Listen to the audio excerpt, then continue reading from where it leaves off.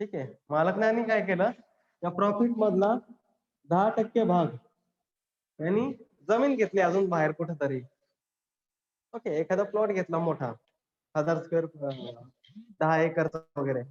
Okay, manufacturing future planning साठी investment म्हणून घेतला, बट त्याचा यूज तुमच्या ऑपरेशनल ऍक्टिव्हिटी मध्ये काहीच नाहीये. जमीन घेऊन ठेवली, त्याच्यावर ना तुम्हाला भाडं भेटतंय ना काही त्याचं इन्कम आहे, उलट त्याचं व्याज चाललंय बँकेमध्ये. ओके, सो अशा टाईपच्या ज्या प्रॉपर्टीज आहे, ज्या प्रॉपर फ्लो मध्ये नाही, ऑपरेशनल इन्व्हेस्टमेंट नाहीये. त्यांनी समजा गाडी घेऊन ठेवली एखाद्याने. ओके, गाडी काय डेड इन्व्हेस्टमेंट आहे, तुमचं चाललंय उलट ते निगेटिव्ह मध्येच जातं. तुम्ही गाडी घ्यायला पण पैसे देतायत, त्याच्यात पेट्रोलही टाकतायत, त्याच्यात सगळंच करतायत, म्हणजे स्वतःच्या सुखी सोयीसाठी. त्याच्यात काही ऑपरेशनल, त्याच्यातून तो काही स्वतः प्रॉफिट करत नाहीये. ओके, तर अशा गोष्टी ह्या नेटवर्क मधून बाहेर राहतात. म्हणजे इन शॉर्ट करायचं, नेटवर्क म्हणजे तुमची कंपनी. ओके, कंपनी मधले तुमचे स्वतःचे पर्सेंटेज. पार्टनरशिप असेल तर तुमचा हिस्सा किती आहे. ओके, बँकेचा किती असेल, प्लस अदर पार्टनर्स म्हणजे ओपन शेअर मधला पर्सेंटेज किती, हे सगळं त्याच्यात आलं. ओके, सरप्लस म्हणजे एक्स्ट्रा इन्कम काही भेटत असेल गव्हर्नमेंट कडून, तर ते सगळं त्या कंपनीचं नेटवर्थ मध्ये जातं. Net worth. Okay, that is his on property. कंपनीची प्रॉपर्टी, स्वतःची नाहीये, कंपनीची ऑर्गनायझेशन. ती कंपनी मालक जरी अंबानी असला तरी अंबानी स्वतः लगेच सगळे तो पैसे काढून घेऊ शकत नाही. ते कंपनीच्या ऑर्गनायझेशनच्या त्या अकाउंटवर जातात. ओके, आणि त्या ऑर्गनायझेशन मध्ये फक्त एकटे अंबानी नसतात, त्याच्यासोबत त्याची टीम असते. त्याला म्हणले जातात बोर्ड ऑफ डायरेक्टर्स और सीईओ पण असतात काही कंपनीमध्ये. ओके, हे पण त्या भागीदारीत सामील राहतात. ओके, एकट्याची कधीच कंपनी नसते, it's a group of organization. हा, त्यांनी स्वतः फोन केलेली असते, त्याचा स्वतःचा ग्रुप बिझनेस असतो. मे बी त्याचं पर्सेंटेज पण जास्त असेल, 90% त्याचा हिस्सा असेल अंबानींचा. बट बाकीचे 10% तरी शेअर मार्केट किंवा अदर इन्व्हेस्टर्स राहतात, त्यांची मालकी राहते त्या कंपनीवर. ओके, सो जेवढी त्या कंपनीची स्वतःची ऑर्गनायझेशन मध्ये आहे, जेवढं भेटतं त्याला प्रॉफिट, ते सगळं नेटवर्क मध्ये समजलं जातं. नंतर नेक्स्ट कॉन्सेप्ट आहे sir pre return. Yes sir हेमंतला ऍड करा ना. हो,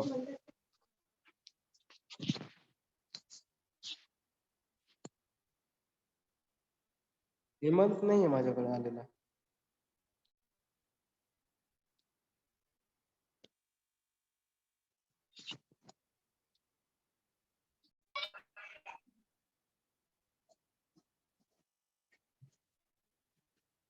नेटवर्क जवळपास ह्या सगळ्या ज्या टर्म्स आहेत त्या अकाउंट कॉमर्स रिलेटेड टर्म्स आहेत भरपूर. ओके, डीपीसीओ थोडासा हेवी चॅप्टर आहे compare to other subjects, other topics. ठीक आहे, नंतर pre tax return. Pre tax return, प्रत्येक गोष्टी आपण जर कमवतोय, गव्हर्नमेंट आपल्याला परमिशन देतीये, तर आपण गव्हर्नमेंटचे आभारी असतो, त्यांना टॅक्स प्रोव्हाइड करावा लागतो, द्यावा लागतो. ओके, प्री टॅक्स रिटर्न मध्ये काय, it means the profit before the payment of income tax and sir tax and other includes such as other expenses.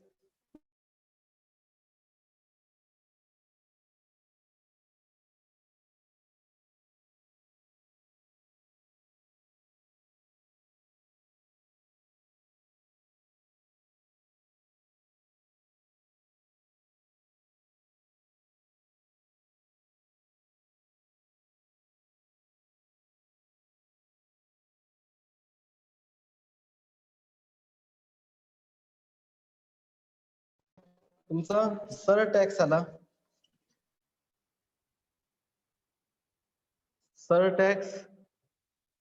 Okay, त्याच्यानंतर तुमचं and other included such as other expenses as do not form the part of cost of formulation. Other costings related to your formulation, relate to formulation.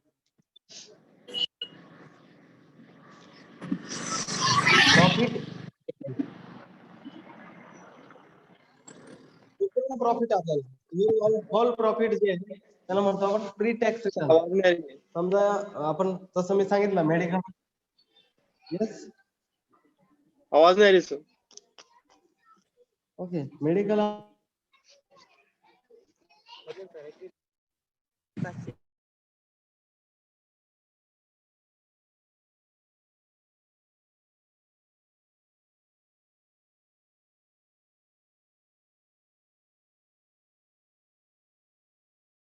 आवाज नहीं येते sir.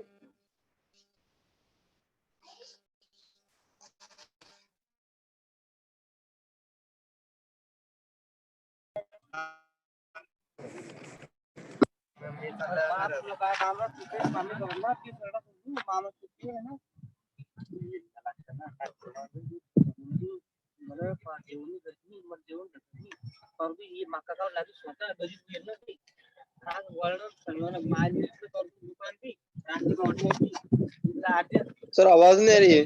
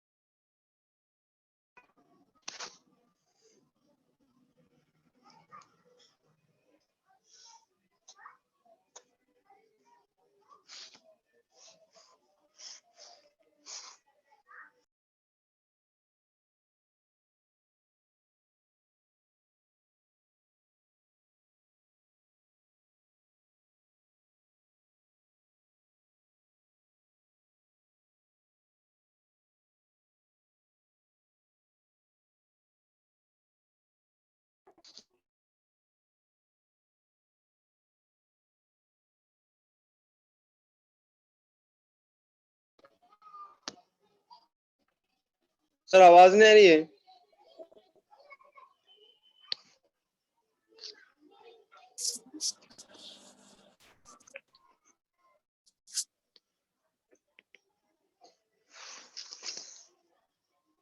फिर option निकाले.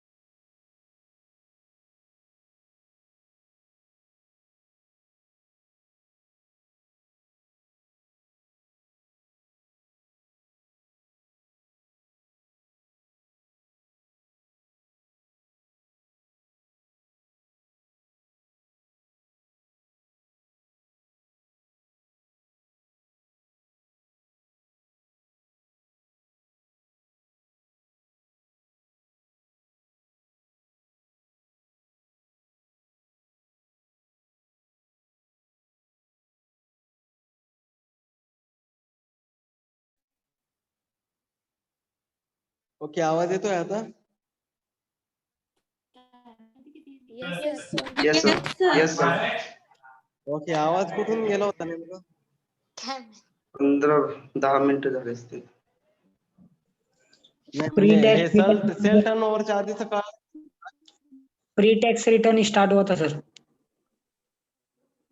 Pre tax return से आवाज नहीं है मेरा. Yes sir. अच्छा, इनकम क्या था? It means the profit before payment of income tax. Okay, profit before paying it's income tax, sir tax and includes other expenses as do not form the part of cost of formulation. एक profit का अंदाजा निकालते हैं pre tax में. Pre tax I think मैंने आपको आवाज आ रही थी उस टाइम, किसी को तो ऐड करना था उस टाइम. ठीक है, मैं वापस एक्सप्लेन करता हूँ, नो प्रॉब्लेम. ठीक आहे, सध्याचं हे एक्सप्लेन करतो एकदा. सेल टर्नओव्हर काय राहतो की एखाद्या कंपनीने सेल केला एखादा प्रोडक्ट, वर्षभरात किती सेल केला. ओके, आणि त्याची मॅक्झिमम रिटेल प्राइस किती होती प्लस सेल टॅक्स और जीएसटी.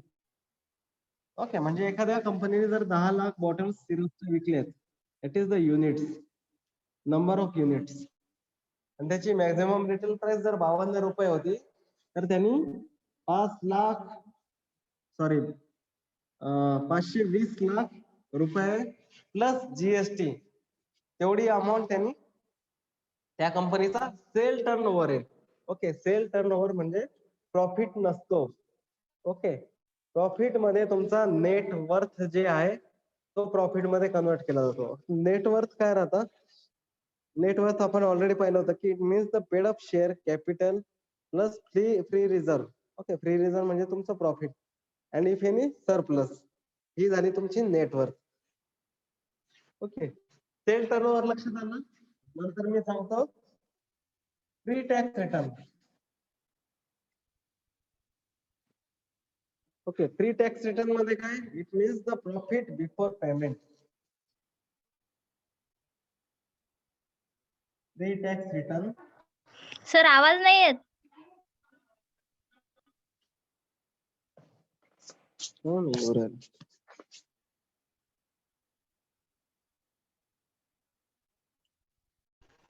आता येतोय का आवाज?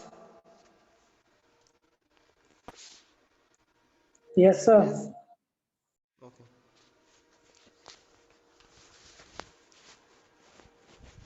Okay, pre-tax return, it means the profit before payment. Profit before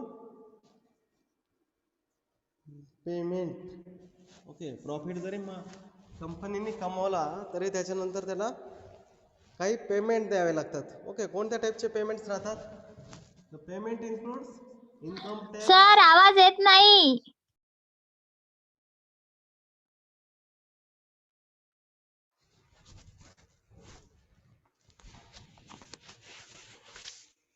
सगळ्यांनाच आवाज येत नाही का?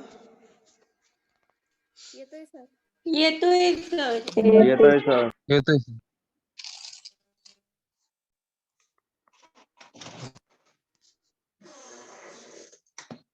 ओके, माझ्या मते ज्यांना आवाज येत नाही ते नेटवर्क मध्ये नाही. माझ्याकडे तर फुल दाखवतोय, आवाजाची फ्रिक्वेन्सी कळून येते लगेच.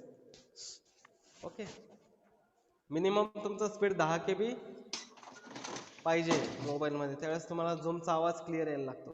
ओके, 10 KB 15 KB च्या वरती जर स्पीड असेल मोबाईलचा तरी आवाज क्लिअर चालतो. म्हणून आपण झूम वर क्लासरूम घेतो, नाहीतर जिओच्या पण क्लासरूम आपण वापरू शकतो. बिकॉज जिओला क्लॅरिटी आणि व्हॉइस क्लॅरिटी पण भरपूर आहे, बट मिनिमम स्पीड त्याला 1 Mbps लागतो. त्यामुळे तुम्हाला जिओवर घेत नाही आम्ही. Okay, so pre tax return आपण परत येऊ. प्री टॅक्स रिटर्नला it comes the profit before the payment of income tax, surtax and other expenses. Other expenses which comes under the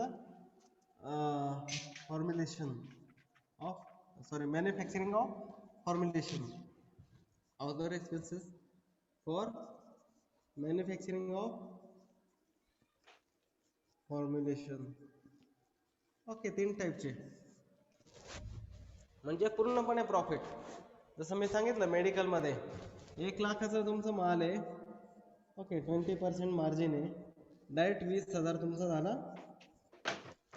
pre tax return. हा झाला तुमचा direct pre tax return, म्हणजे 20,000वर तुमचा pre tax return भरेल. पण त्याच्यातलं जर आपण सर इन्कम आवाज येत नाहीये. Tax other. कोणाला आवाज येत नाही नेमका? साक्षीला येत नाही का? सर आवाज येत नाही. आवाज. साक्षी, तुझ्याकडे काहीतरी प्रॉब्लेम आहे. आय थिंक म्यूट केलेला असावा तो आवाज. नाही सर, रेंज आहे पण. असं कसं काय होईल मग? आवाज नाही येते.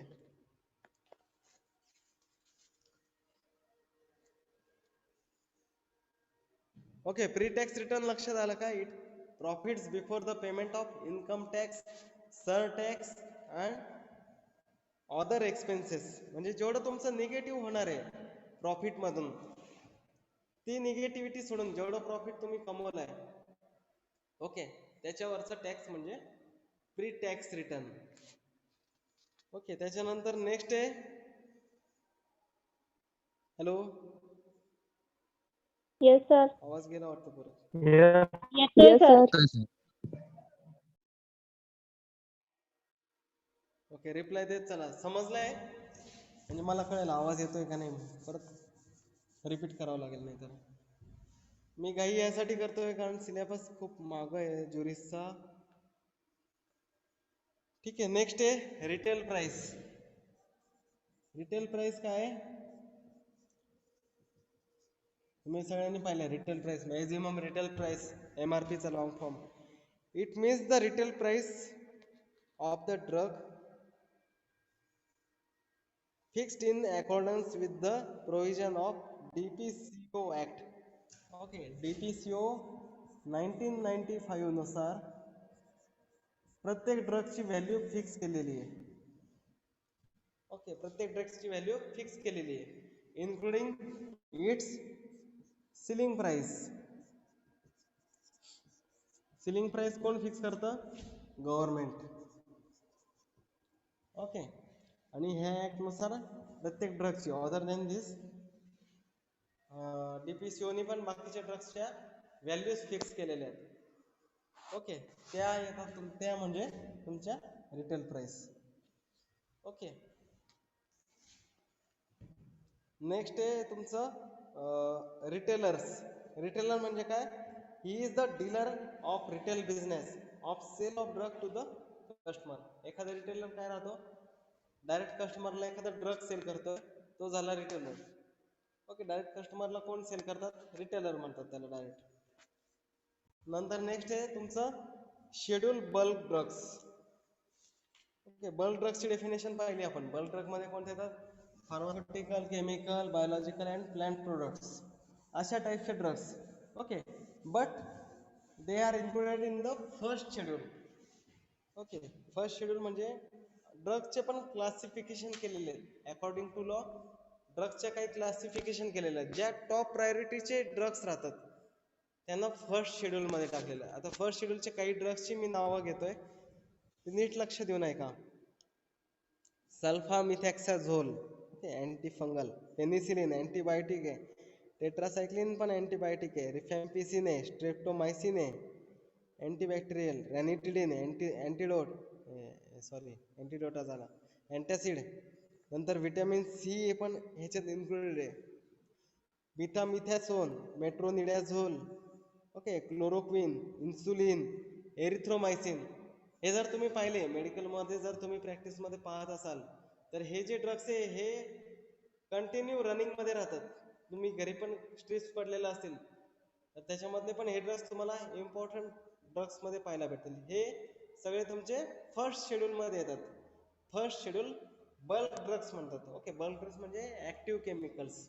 ओके फक्त हे केमिकल्सची नावं आहेत फॉर्म्युलेशनची नावं नाही आहेत.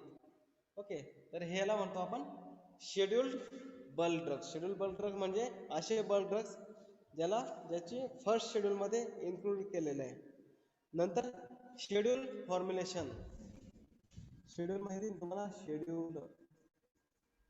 Schedule bulk drugs. नंतर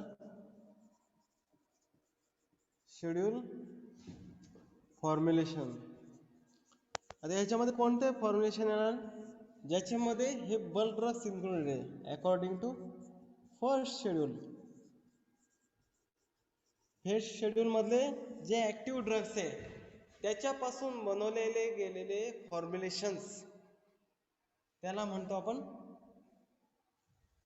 शेड्यूल्ड फॉर्म्युलेशन. त्याच्यामध्ये मग फर्स्ट शेड्यूल मधलं एक जरी बल्क ड्रग असेल तरी ते शेड्यूल फॉर्म्युलेशन मध्ये येणार. ओके लक्षात येते त्याला म्हणणार आपण शेड्यूल ड्रग. ओके याच्यानंतर दुसरा असं पण होऊ शकतं की फक्त एकच ड्रग असेल आणि बाकीचे जे ड्रग्स आहेत कॉम्बिनेशन मधले तेव्हा दुसऱ्या शेड्यूल मधले असू शकतात. ओके पण तरी पण तुमचा फर्स्ट शेड्यूल मध्ये तो ड्रग असेल तरी त्याला शेड्यूल ड्रग म्हणलं जातं. ओके हे शेड्यूल फॉर्म्युलेशन म्हणलं जातं. नंतर लास्ट डेफिनेशन आहे तुमची, या 3 डेफिनेशन झाल्यानंतर लास्ट डेफिनेशन आहे wholesaler.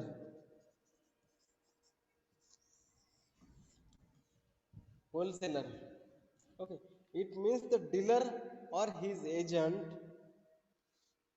It means a dealer or his agent or a stockist appointed by the manufacturer. Okay, कोणकोणतं सांगितलं त्यांनी? डीलर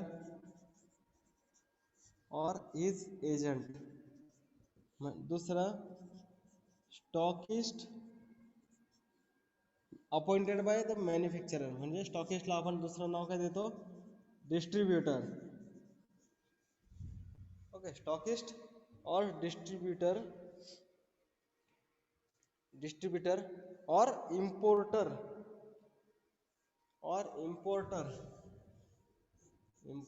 आता ह्या सगळ्यांची पोस्ट वेगवेगळी. बरं, हे सगळे वेगवेगळे क्रायटेरियातले, बट हे सगळे याच्यापैकी कोणी पण जर तो रिटेलरला माल प्रोव्हाइड करत आहे, ओके, रिटेलरला जर तो माल देत आहे, तर ह्यांचा रोल काय राहतो? होलसेलर म्हणून. एखादा डीलर जो मॅन्युफॅक्चरिंग सोबत पण डील करतो, डिस्ट्रीब्युटर सोबत पण डील करतो, ओके, पण जर तो डीलर रिटेलर सोबत डील करत असेल तर त्याला म्हणलं जातं होलसेलर. त्याचा रोल तिथं होलसेलर म्हणून होऊन जातो. ओके, जसं प्रत्येक जण, माझा रोल काय, जर मी तुमच्या सोबत इथं माझा रोल प्ले करतोय, so I am your teacher, but in general I am the pharmacist. Okay, I am industrial pharmacist, approved chemist. Okay, FDA approved chemist पण आहे आणि फार्मासिस्टचा पण रोल आहे. पण माझा सध्याचा जॉब काय, मी टीचिंग, मी स्टुडंट सोबत डील करतोय, म्हणून माझा रोल टीचरचा झाला. तसंच सेम हे डीलर, स्टॉकिस्ट हे त्याच्या मेन रोल मध्ये आहे. पण जर ते रिटेलर सोबत जर डील करत असतील किंवा रिटेलरला जर ड्रग्स विकत असतील पर्सेंटेज लावून, तर त्याचा रोल काय होतो? होलसेलर. एखादा होलसेलर पण असू शकतो सेपरेट, पण होलसेलर सोडून डीलर, स्टॉकिस्ट आणि इम्पोर्टर, जे इम्पोर्ट करून पण डायरेक्ट रिटेलरला मटेरियल देऊ शकतात, विकू शकतात, त्याला म्हणतो आपण होलसेलर.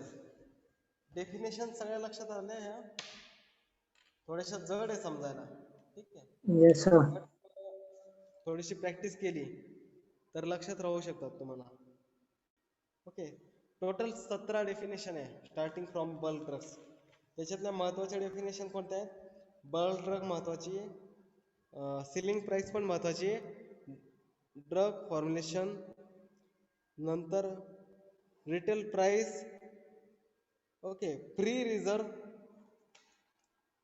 आणि सेल टर्नओव्हर. ह्या गोष्टी आपल्याला या DPCO मध्ये फॉर्म्युलामध्ये आपल्याला महत्त्वाच्या डेफिनेशन.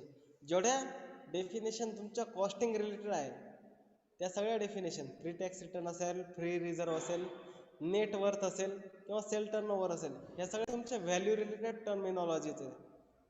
ओके, बाकीच्या आपल्या डीलिंग, होलसेलर, ड्रग्स या तुम्हाला रेग्युलर मधल्या आहेत डेफिनेशन. ह्या सोडून तुम्ही ज्या कॉस्टिंग रिलेटेड डेफिनेशन आहे त्याच्याकडे थोडंसं फोकस करा, कारण पुढं फॉर्म्युलामध्ये आपल्याला त्या व्हॅल्यू वापरायच्या आहेत.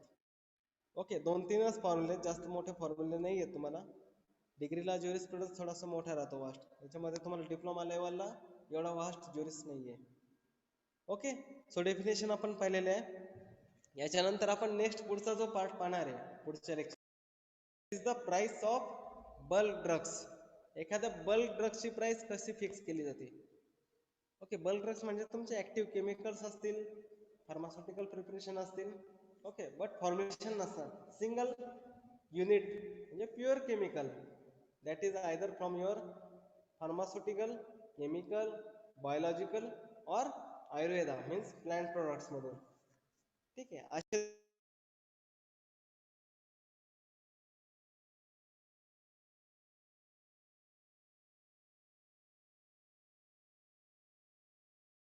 सर आवाज नाही येते सर. सर आवाज नाही.